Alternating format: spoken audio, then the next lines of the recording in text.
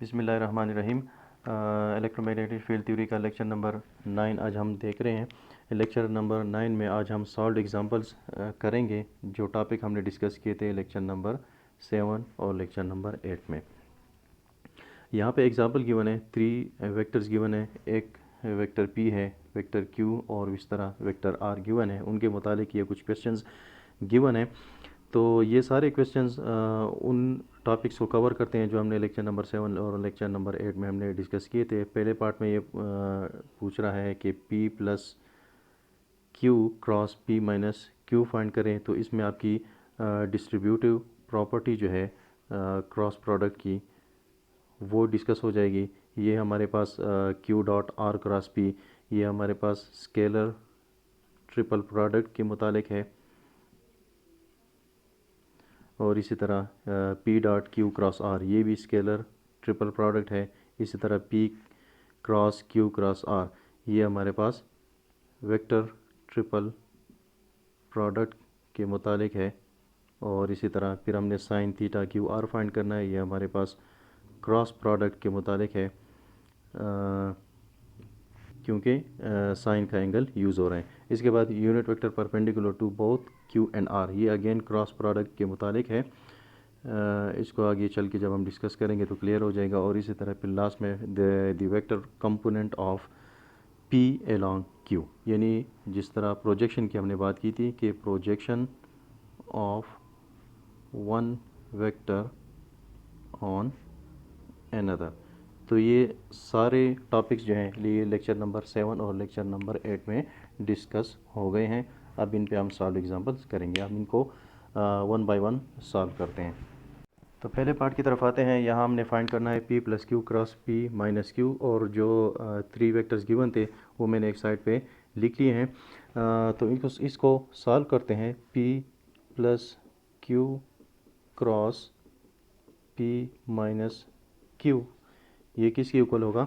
अब यहाँ पे ये डिस्ट्रीब्यूट वाला है, हम कर सकते हैं p cross p minus Q आ जाएगा और plus q cross p minus Q, p cross p minus Q, और यहाँ पे बीच में प्लस है तो plus q cross p minus Q. अब आप देखें कि ये अगेन डिस्ट्रीब्यूशन हो सकती है, p क्रॉस p भी हो सकता है और p क्रॉस q आएगा, और बीच में कौन सा साइन लगेगा, माइनस का साइन लगेगा। p cross p minus p cross q। इसी तरह प्लस इस टर्म को लें तो q cross p minus q cross q। अब यहाँ पे आइडेंटिटीज़ यूज़ होंगी जो प्रॉपर्टीज़ हमने डिस्कस की थी। अब p क्रॉस p और q क्रॉस q को देखें तो क्रॉस प्रोडक्ट की प्रॉपर्टीज़ में हमने पढ़ा था कि cross product of a vector with itself will always be equal to 0।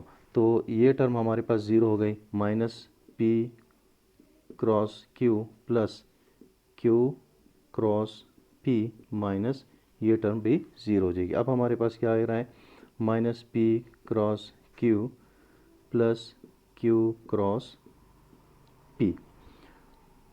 अब क्रॉस प्रोडक्ट की प्रॉपर्टीज़ में हमने ये भी देखा था कि a क्रॉस b will be equal to minus b cross a। तो अब यहाँ पे देखिए क्या आ रहे हैं, माइनस p क्रॉस q और प्लस q क्रॉस p। तो हम इसको या पॉजिटिव बना लेते हैं या इसको नेगेटिव बना लेते हैं और इनके टर्म्स को उलट कर देते हैं। तो हमारे पास क्या हो जाएगा, हम माइनस p क्रॉस q को प्लस q क्रॉस p कर देते हैं, और ये ऑलरेडी q क्रॉस p है। अब हमारे पास ये दोनों टर्म्स 2 दफ़ा आ गई हैं तो 2 इंटू q क्रॉस p हमारे पास आ गया। अब क्रॉस प्रोडक्ट को फाइंड करने के लिए हमने क्या कहा था कि डिटर्मिनेंट फाइंड करेंगे 3 क्रॉस 3 मैट्रिक्स का। टॉप की रो में यूनिट वेक्टर्स आ जाएंगे और सेकंड रो में पहले वेक्टर के कंपोनेंट्स आ जाएंगे। तो क्यू के कंपोनेंट्स क्या है, 6 -3 और 6, 6 -3 और 6 यहाँ पे आ जाएगा। और थर्ड रो में पी के कंपोनेंट्स आ जाएंगे। पी के कंपोनेंट्स क्या हैं, 6 और वाई कंपोनेंट इसका 0 है और जेड कंपोनेंट -3 है और ये मल्टीप्लाइड बाय 2 है। तो अब इसको कैसे एक्सपेंड करेंगे, 2 इंटू इस कॉलम और रो को कॉमन कर लेते हैं, -3 इंटू -3 +9 हो जाएगा, -6 इंटू 0 0 ax माइनस, अब क्या होगा, इसको कॉमन कर लेते हैं, 6 इंटू -3 -18 और 6 इंटू 6 -36 ay प्लस, नेक्स्ट क्या होगा, इसको कॉमन कर लेते हैं, 6 इंटू 0 0 और 6 इंटू 3 -18 माइनस पहले फार्मूले का है तो ये प्लस हो जाएगा 18 ए जेड। अब हमारे पास रिज़ल्ट क्या आएगा, 2 इंटू 9 - 0 9 ए एक्स माइनस -18 -36 -54 और माइनस और माइनस प्लस हो जाएंगे तो -54 ए वाई प्लस यहाँ पे क्या आ जाएगा 18 ए जेड। अब इन सब को 2 से मल्टीप्लाई कर देते हैं तो 18 ए एक्स प्लस 2 इंटू 54 108 ए वाई प्लस 2 इंटू 18 36 ए जेड। तो ये हमारे पास आंसर आ गया। इसको हम ऐसे भी लिख सकते हैं 18 108 एंड 36 कंपोनेंट्स की फॉर्म में। सेकंड पार्ट की तरफ चलते हैं। सेकंड पार्ट में हमने Q dot are cross P find करना है, यानी ये स्केलर ट्रिपल प्रोडक्ट है। इसके दो तरीके हो सकते हैं। एक तरीका ये हो सकता है कि आप Q के कंपोनेंट्स लें, ठीक है। Q के कंपोनेंट्स क्या है, 6 -3 एंड 6 6 -3 एंड 6 और इसका डॉट प्रोडक्ट लेंगे अब R क्रॉस P के साथ, यानी R और P का क्रॉस प्रोडक्ट लेंगे। तो R और P का क्रॉस प्रोडक्ट कैसे लेंगे, जिस तरह अभी पार्ट फर्स्ट में किया था कि पहले रो में यूनिट वेक्टर्स आ जाएंगे, दूसरे रो में क्या आ जाएगा, R के कंपोनेंट्स आ जाएंगे। R के कंपोनेंट्स क्या हैं, 6 -9 6 -9 और 3 और नेक्स्ट में P के कंपोनेंट्स आ जाएंगे। P के कंपोनेंट्स क्या है, 6 है, Y इसमें 0 है और Z -3 है। तो इसको जब आप सॉल्व करेंगे तो यहाँ पे एक हमारे पास वेक्टर आ जाएगा और एक वेक्टर ये पहले से है तो 6 -3 और 6। इसका तरीका पिछले एग्जांपल में आपने देख लिया। तो इसको जब आप फाइंड करेंगे तो आपके पास आंसर आएगा 27 36 और 54। अब इनका डॉट प्रोडक्ट लें। डॉट प्रोडक्ट कैसे लेंगे कि कंपोनेंट बाय कंपोनेंट मल्टीप्लिकेशन हो जाएगी। 6 इंटू 27 आपके पास जाएगा 162 माइनस 3 इंटू 36 आपके पास आ जाएगा 108 और इसी तरह 6 इंटू 54 आपके पास आ जाएगा 324। तो स्केलर ट्रिपल प्रोडक्ट है, इसका रिज़ल्ट क्या आना चाहिए था, स्केलर क्वांटिटी आनी चाहिए। तो अब इनको आप आपस में ऐड और सब्ट्रैक्ट करें तो 378 आपके पास रिज़ल्ट है। दूसरा तरीका ये है कि जो हमने डिस्कस किया था जब हम इसको टॉपिक को स्टडी कर रहे थे, तो Q dot R cross P हमने क्या कहा था कि स्केलर ट्रिपल प्रोडक्ट को कैसे फाइंड करेंगे। इसी तरह जिस तरह क्रॉस प्रोडक्ट है लेकिन इसकी टॉप की रो में हमने यूनिट वेक्टर्स प्लेस किए थे। अब क्या करेंगे कि टॉप के जो रो है वहाँ पे हम पहले वेक्टर के कंपोनेंट प्लेस करेंगे। पहला वेक्टर हमारे पास Q है तो 6 -3 और 6 आ जाएगा, ठीक है। नेक्स्ट में R के कंपोनेंट प्रेस करेंगे तो 6 -9 और 3 और लास्ट रो में हम P के कंपोनेंट प्लेस करेंगे, 6 है और इसका AY कंपोनेंट 0 है और -3। अब इसका डिटर्मिनेंट फाइंड करते हैं। तो डिटर्मिनेंट कैसे फाइंड करेंगे, 6 इंटू ये कॉमन हो जाएगा -3 और -9 को मल्टीप्लाई करें तो +27 आ जाएगा, -3 इंटू 0 0। नेक्स्ट में हम माइनस लगाते हैं, ठीक है। तो इसको कॉमन कर लेते हैं, 6 इंटू -3 -18 और 6 इंटू 3 यहाँ पे माइनस आ जाएगा -18। मल्टीप्लाई किससे होगा, -3 से। तो -3 ये ऑलरेडी है और -3 से मल्टीप्लाई हो रहा है, तो ये इसको पहले से +3 कर लेते हैं। प्लस अब 6, ठीक है, ये रो और कॉलम जो है आप कॉमन कर लेंगे, तो 6 × 0 0 और 6 × -9 -54 आ जाएगा। माइनस पहले से फार्मूले का है, तो ये +54 हो जाएगा। अब इसको सॉल्व करते हैं। 6 × 27 + 3 × -18 और -18, ये क्या हो जाएगा, -36 और माइनस और प्लस आपस में मल्टीप्लाई होंगे, तो ये माइनस हो जाएगा। तो -3 × 36 + 6 × 54। अब आप देखें यहाँ पे जिस तरह हमने कंपोनेंट बाय कंपोनेंट मल्टीप्लिकेशन की थी, ये वही टर्म्स हमारे पास आ गए। 6 × 27 किया था, ठीक है, उसके बाद -3 × 36 किया था, ये 3 × 36 आ गया, और उसके बाद हमने 6 × 54 किया था, तो 6 × 54 आ गया। ये अगेन वही टर्म्स बनेगी, 162 - 108 + 324। अगेन अब आपका रिजल्ट उसी तरह सेम आ गया। अब पार्ट सी की तरफ आते हैं। यहाँ पे हमने क्या फाइंड करना है, P.Q × R। तो ये अगेन स्केलर ट्रिपल प्रोडक्ट है। इसको कैसे हम सॉल्व कर सकते हैं, P.Q × R। तो पहला तरीका तो ये है कि आप Q × R फाइंड करें और उसका डॉट प्रोडक्ट लें P के साथ, ठीक है। दूसरा तरीका इसका ये है कि जिस तरह वही स्केलर ट्रिपल प्रोडक्ट का तरीका है कि पहली रो में P के कंपोनेंट्स लिखें और नेक्स्ट रो में Q के कंपोनेंट्स आ जाएंगे, QX, QY और QZ, और इसी तरह थर्ड रो में आप R के कंपोनेंट्स लिखें, RX, RY और RZ, और इसका डिटर्मिनेंट फाइंड करें, आपके पास इसका आंसर आ जाएगा। लेकिन अब यहाँ पे एक बात नोट कर लें कि P.Q × R को अगर हम साइक्लिक परमुटेशन जो हमने मेथड देखा था कि R को Q की जगह पे ले जाएं, Q को P की जगह पे ले जाएं और P को R की जगह पे ले जाएं, तो हमारे पास ये कैसे बनेगा, तो ये बन जाएगा हमारे पास Q डॉट R, Q की जगह पे आ जाएगा R क्रॉस P, यहाँ पे आ जाएगा। तो इससे पहले पार्ट में हमने क्या फाइंड किया था, वो हमने फाइंड किया था Q dot R cross P। तो ये ऑलरेडी हमारे पास ये रिज़ल्ट गिवन है, तो यहाँ से हम लिख लेते हैं 3678 इसका रिज़ल्ट है। अब नेक्स्ट हम फाइंड करेंगे P × Q × R, यानी वेक्टर ट्रिपल प्रोडक्ट का क्वेश्चन है। तो इसको ऐसे भी सॉल्व कर सकते हैं कि हम Q × R फाइंड करें, ठीक है। वो कैसे हो जाएगा कि AX, AY और AZ यानी यूनिट वेक्टर्स आ जाएंगे, और Q के कंपोनेंट्स आ जाएंगे QY और QZ, और इसी तरह R के कंपोनेंट्स आ जाएंगे RX, RY और RZ। तो इससे हमारे पास एक वेक्टर आएगा, उसको कोई भी नाम दे दें। तो लेट सपोज उसको नाम दे देते हैं AX, AY और AZ, और उसको अगेन क्रॉस प्रोडक्ट करें P के साथ। तो अगेन जब आप क्रॉस प्रोडक्ट फाइंड करेंगे तो इस तरीके से करेंगे कि पहली रो में AX, AY और AZ लिख लेंगे, नेक्स्ट में क्या लिखेंगे, P के कंपोनेंट्स, और उससे नेक्स्ट यानी थर्ड रो में आप A के कंपोनेंट्स लिख लेंगे।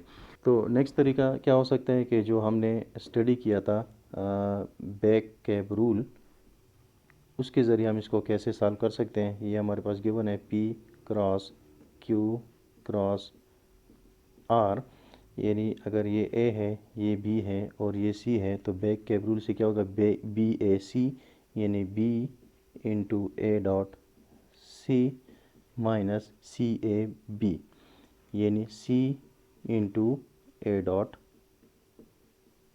B। तो ये बैक कैब रूल है। इसके मुताबिक हम इसको कैसे लिख सकते हैं कि BAC यानी Q और P डॉट R हो जाएगा, Q × P dot R minus CAB यानी C ये है, ये R आ जाएगा, और A × B, A dot B यानी P डॉट Q हमारे पास आ जाएगा। अब इसको सॉल्व करते हैं।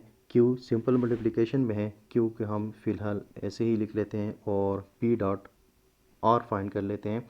P के कंपोनेंट्स क्या हैं, 6 - 6 0 और -6 3। इसका डॉट प्रोडक्ट है आर के साथ। आर के कंपोनेंट्स क्या हैं? 6 माइनस 9 और 3। 6 माइनस 9 और 3। नेक्स्ट क्या करेंगे? माइनस आर इंटू पी के कंपोनेंट्स क्या हैं? 6 0 और माइनस 3 और डॉट प्रोडक्ट लेंगे इसका क्यू के साथ। क्यू के कंपोनेंट्स क्या हैं? 6 माइनस 3 और 6। Q into 6 into 6 36। 0 माइनस 9 0 और minus 3 minus 3 minus 9 minus R into 6 into 6 36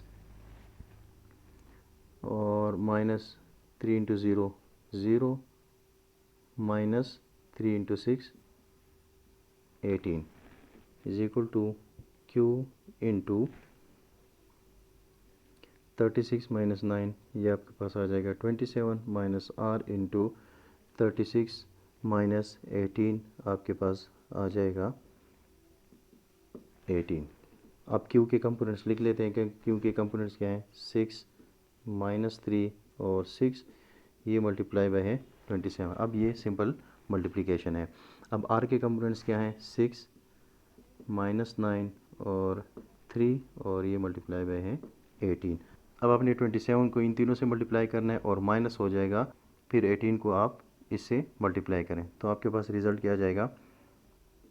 162 minus 81 और 162 माइनस, यह अब हमारे पास आ जाएगा 108। 18 मल्टीप्लाई बाय माइनस 9 162 और 18 मल्टीप्लाई बाय 3, ये आपके पास आ जाएगा 54। अब सब्ट्रैक्शन है सिंपल, वो आपने क्या वो आपने पहले स्टडी किया था कि कंपोनेंट बाय कंपोनेंट सब्ट्रैक्शन हमारे पास होगी। तो कंपोनेंट बाय कंपोनेंट जब हम सब्ट्रैक्शन करेंगे हमारे पास आ जाएगा 54 144 और 108 और इसको वेक्टर फॉर्म में लिख लें तो 54ax plus 144ay plus 108az, ये आपके पास इसका आंसर हो गया। अब नेक्स्ट पार्ट में हमने sine theta Q R find करना है, यानी sine of the angle between Q and R. इसका मतलब है कि ये क्यू और आर की क्रॉस मल्टीप्लिकेशन है। तो क्यू क्रॉस आर अगर हम करेंगे तो क्या हमारे पास रिजल्ट आना चाहिए? Magnitude of Q into magnitude of R into sine of the angle between Q and R. तो हमने फाइंड क्या करना है? Sine theta Q R find करना है। Implies that sin theta QR will be equal to Q cross R divided by magnitude of Q into magnitude of R। अब हमें क्या चाहिए? Q क्रॉस R चाहिए कि Q क्रॉस R हम find करेंगे, और उसके बाद क्या चाहिए? मैग्नीट्यूड ऑफ Q चाहिए और मैग्नीट्यूड ऑफ R चाहिए। और यहाँ पे भी हम Q क्रॉस R का एंड में मैग्नीट्यूड फाइंड करेंगे क्योंकि ये हमारे पास वेक्टर फॉर्म में आएगा और साइन थीटा हमारे पास स्केलर क्वांटिटी आनी चाहिए। तो यहाँ पे डिफरेंस ये है कि Q क्रॉस R जब हम फाइंड करेंगे तो फिर इसका भी हम मैग्नीट्यूड ही फाइंड कर लेंगे। तो इसको सॉल्व करते हैं। पहले Q क्रॉस R फाइंड करते हैं। Q क्रॉस R को हम कैसे फाइंड करेंगे? यूनिट वेक्टर्स लिख लेंगे, ठीक है। फिर Q के कंपोनेंट्स आ जाएंगे। Q के कंपोनेंट्स क्या हैं? 6 माइनस 3 6 माइनस 3 और 6, और इसके बाद R के कंपोनेंट्स लिखेंगे 6 माइनस 9 और 3। ये हमारे पास इसका जब हम डिटर्मिनेंट फाइंड करेंगे तो हमारे पास रिज़ल्ट इसका आएगा 45ax plus 18ay minus 36az। इसका तरीका आप देख चुके हैं, ये आप खुद सॉल्व कर सकते हैं।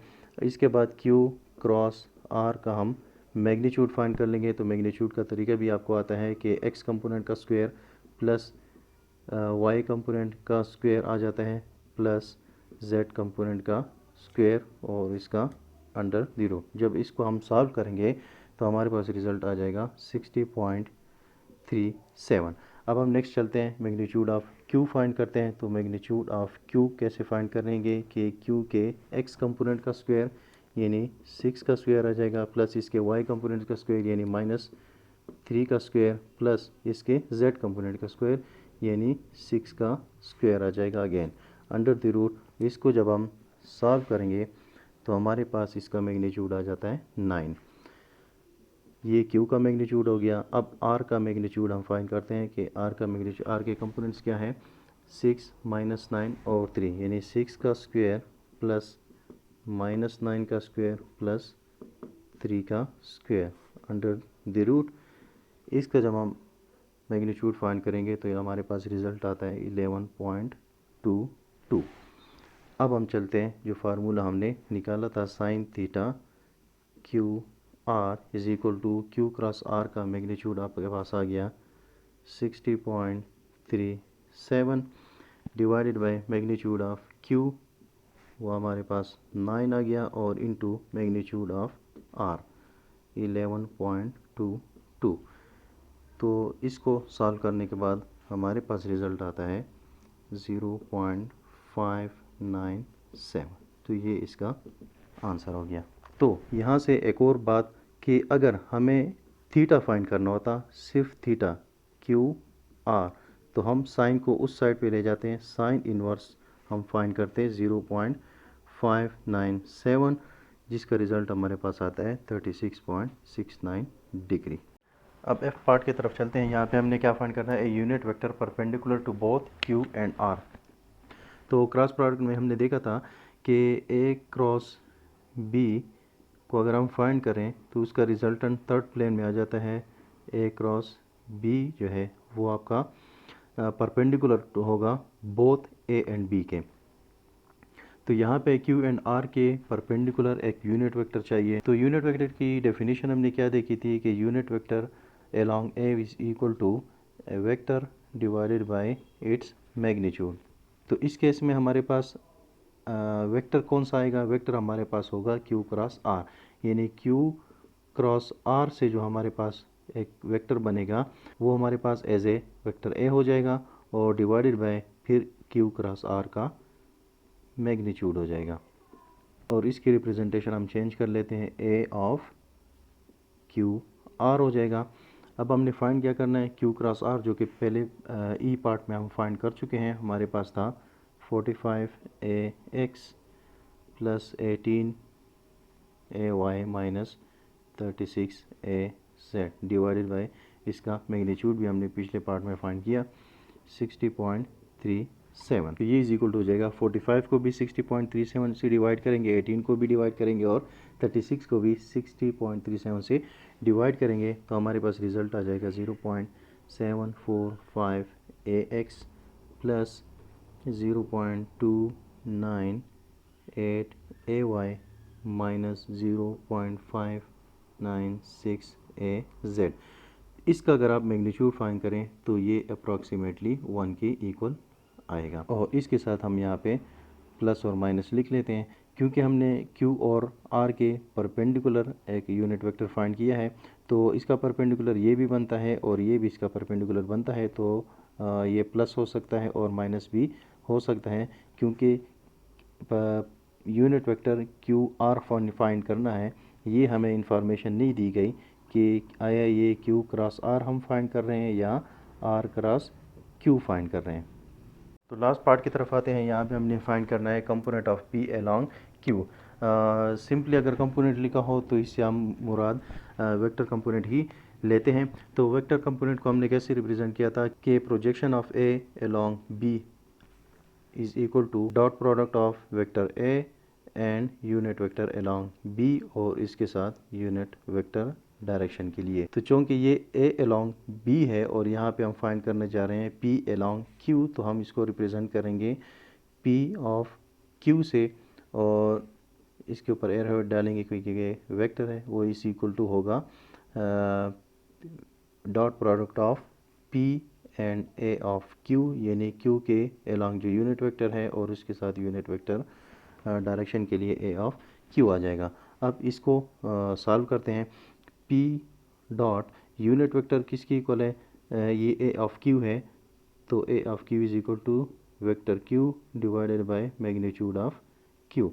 तो पी डॉट हम लिख सकते हैं क्यू वेक्टर और क्यू वेक्टर का मैग्नीट्यूड, और उसके बाद यहाँ पे बाहर अगेन ये यूनिट वेक्टर आ रहा है, तो इसको फिर हम लिख सकते हैं Q vector divided by Q vector का मैग्नीट्यूड। अब अगर इसको देखें तो P डॉट Q आ रहा है, ठीक है, ये सिंपल मल्टीप्लिकेशन ही है, तो इसको हम चेंज नहीं कर सकते, ये P डॉट Q ही आएगा, ठीक है।